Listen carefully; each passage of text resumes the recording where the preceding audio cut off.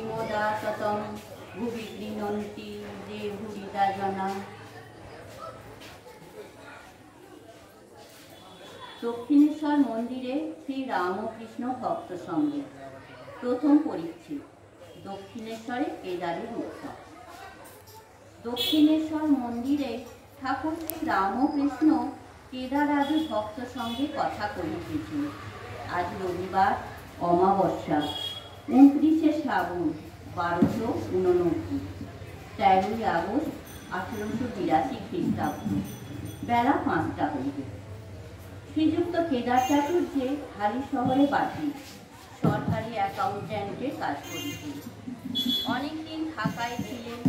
সে সময়ে শ্রীযুক্ত বিজয় গোস্বামী তাহার সহিত সর্বদা শ্রী রামকৃষ্ণের বিষয় আলাপ করিতেন।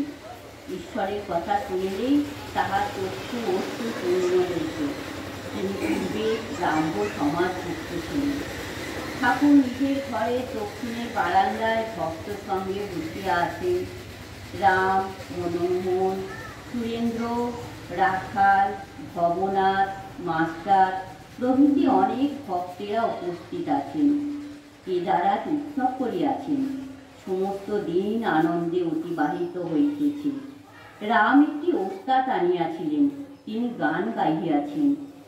গানের সময় ঠাকুর সমাধিস্থ হইয়া ঘরের ছোট খাটটিতে বসিয়াছিলেন। মাস্টার ও অন্যান্য ভক্তেরা তাহার পাদমূলে বসিয়াছিলেন। সমাধি তত্ত্ব ও সর্বধর্ম সমন্বয়, হিন্দু, মুসলমান ও খ্রিস্টান। ঠাকুর কথা কহিতে কহিতে সমাধি তত্ত্ব বুঝাইতেছেন। বলিতেছেন, সচ্চিদানন্দ লাভ হলে সমাধি হয়, তখন কর্ম ত্যাগ হয়ে যায়। আমি ওস্তাদদের নাম করছি, এমন সময় ওস্তাদ এসে উপস্থিত। তখন আর তার নাম করবার কি প্রয়োজন? মৌমাছি ভন ভন করে কতক্ষণ? যতক্ষণ না ফিরে বসে। কিন্তু সাধকের পক্ষে কর্ম ত্যাগ করলে হবে না। পূজা, জপ, ধ্যান, সন্ধ্যা, কবচাদি, তীর্থ সবই করতে হয়। লাভের পর যদি কেউ বিচার করে, সে যেমন মৌমাছি মধু পান করতে করতে আদো ভাদো গুনগুন করে,